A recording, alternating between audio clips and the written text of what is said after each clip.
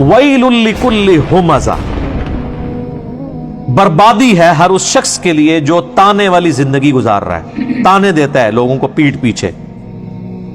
الذی جمع مالا وعددہ، اور اس کی حالت یہ ہے کہ وہ مال جمع کرتا ہے اور اسے گن گن کر رکھتا ہے.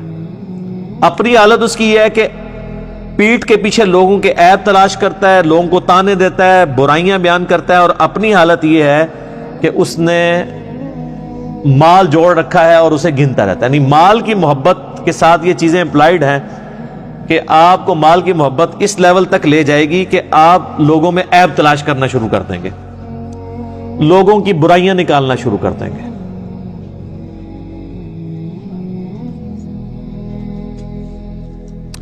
یحسب ان مالہ اخلدہ، وہ خیال کرتا ہے کہ اس کا مال کبھی بھی فانی نہیں ہوگا، ہمیشہ کے لیے اس کا مال اس کے ساتھ رہے گا.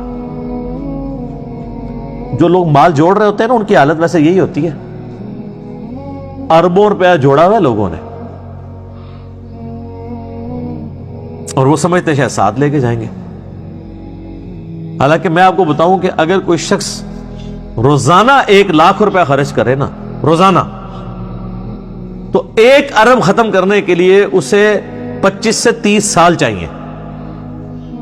یہ کیلکولیشن کر لیجئے گا. 1 ارب اتنی بڑی رقم ہے، اور یہاں لوگوں کے پاس اربوں ہوتے ہیں، اور 70-80 سال کے ہوئے. میں ان سے پوچھا آپ نے کتنی زندگی گزارنی ہے، اور روزانہ 1,00,000 روپے کو خرچ کر سکتا ہے؟ کیا کرے گا؟ نوٹ بھی کھانا شروع کرے تب بھی نہیں کھا سکتا. لیکن جب جس کو لت پڑ جائے تو وہ پھر یہی کرتا ہے، اور پھر وہ سمجھتا ہے میرا مال فانی نہیں ہوگا، نہ اس نے مرنا ہے. کلا، ہرگز نہیں.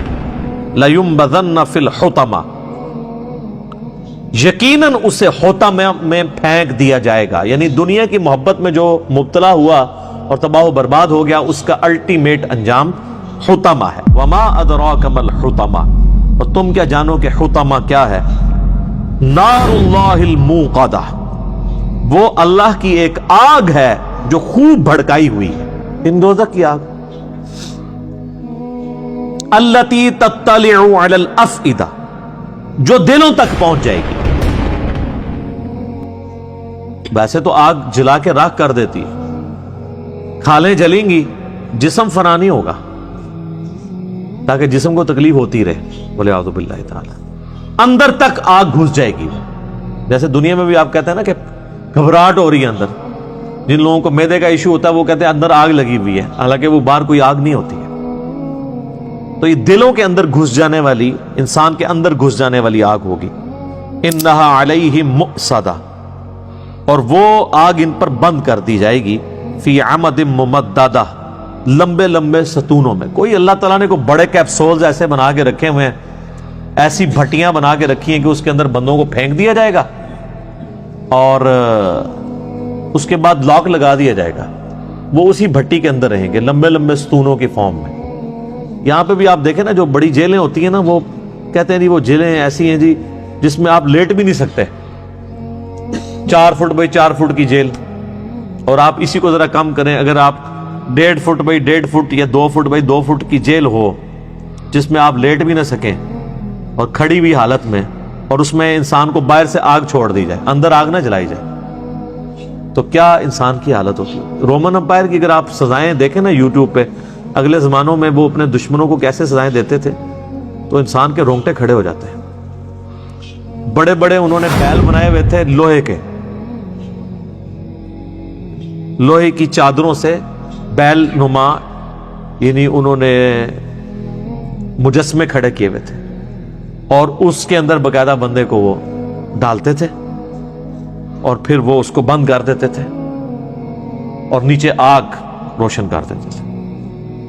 تو اس بندے کی جب چیخیں نکلتی تھی، وہ جیسے کہ وہ ایک گائے کی چیخ نکلتی ہے نا تکلیف کے وقت، تو ویسی وہ گائے کے منہ سے چیخیں نکلتی تھی، اور اس کو وہ انجوائے کرتے تھے.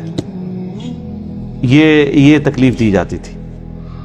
تو یہی اسی قسم کی تکلیف ہے جو اللہ تعالیٰ ہمارا ہے کہ ہم انہیں آگ پہ بڑے بڑے ستونوں میں بند کر دیں گے آگ کے اندر، اور ان کے اوپر آگ چھوڑ دیں گے، اور آگ ایسی ہوگی جو ان کو جلا نہیں رہی ہوگی، اندر گھس رہی ہوگی، انسان کے اندر تک.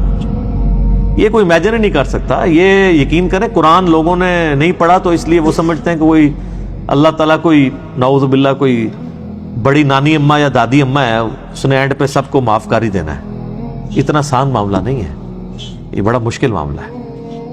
اور آپ یہ دیکھیں کہ جب یہ آیات نازل ہو رہی ہیں عربیوں کی زبان میں تو ان کی کایا قلب تو پھر ہوتی تھی نا. ہم تو صرف ترجمہ سن کے تو ہماری حالت بدل جاتی ہے, تو جن کی اپنی زبان میں یہ چیزیں نازل ہو رہی تھیں ان پہ کیا کیفیت گزرتی ہوگی. اللہم اجرنا من النار, آمین.